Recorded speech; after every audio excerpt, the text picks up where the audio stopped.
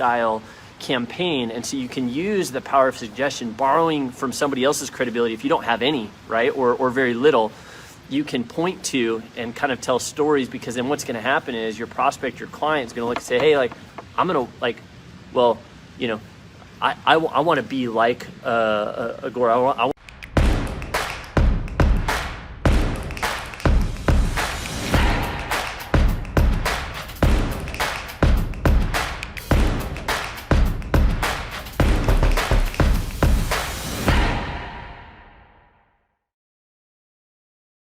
Yeah, I think there, you know, when you're talking about the idea of suggestion, right, there's probably a lot of people in the group who, I know there's a lot who are closing deals, who are making it happen. Was DMing with a handful of you yesterday, and there's some killers that are closing some big deals. And then there's others of you who are maybe trying to like get that first deal.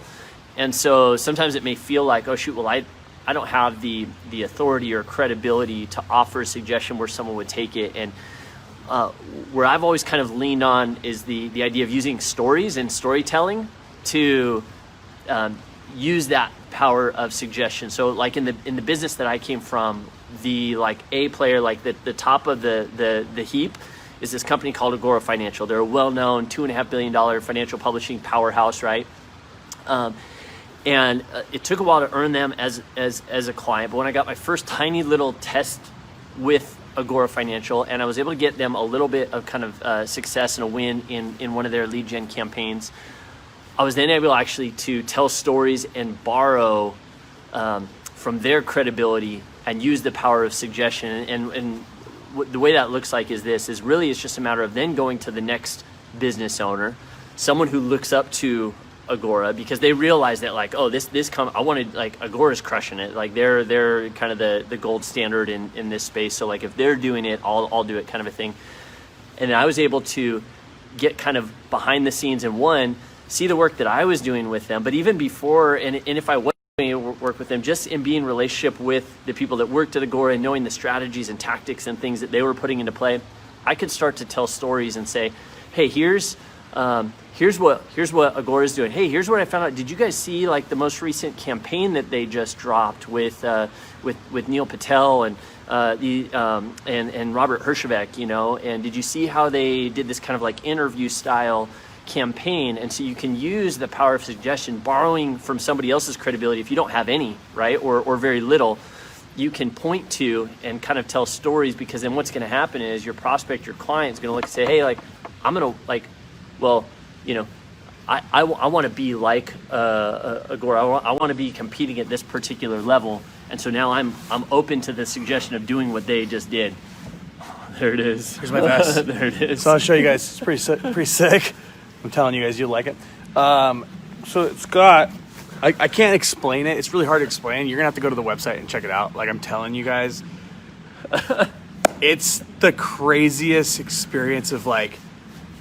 Essentially what it is it's got these built-in frequency modulators, right? So when you put on sound, which would go through, I can't put it through on my phone right now, but if you put it through sound, it will give you almost like the experience that you were in that place. And so they have meditation apps, and they have different things that you can do with full 360 sound. And so when the sound you would hear it in this ear, let's say, the frequencies will hit the side of your body and it will come around. So kids use it for gaming.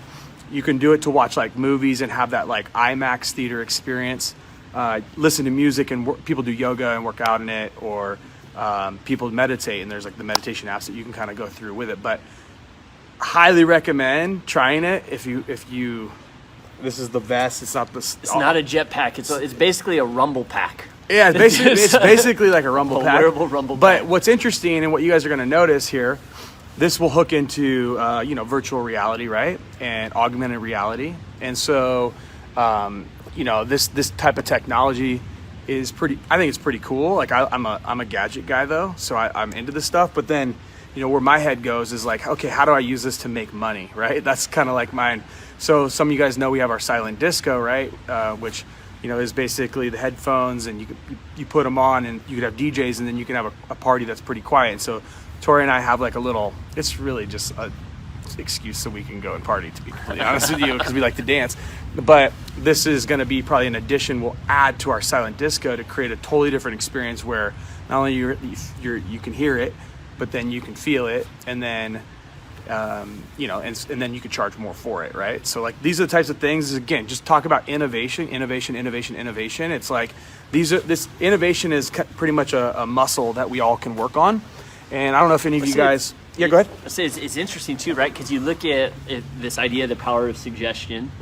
Like good suggestion is going to provide like credibility, right? So the literal physical sensations that you're getting as you have this thing on are suggestions to your body. So if like you're in a silent disco, you're in a silent disco with just headphones on, you're not going to get the same experience as if you're in the club and you're literally in the bass. But now all of a sudden you get this kind of suggestion, you know, this like physical sensation from the rumble pack, and now all of a sudden there's more value in that experience, and there's more like credibility to the experience that you created.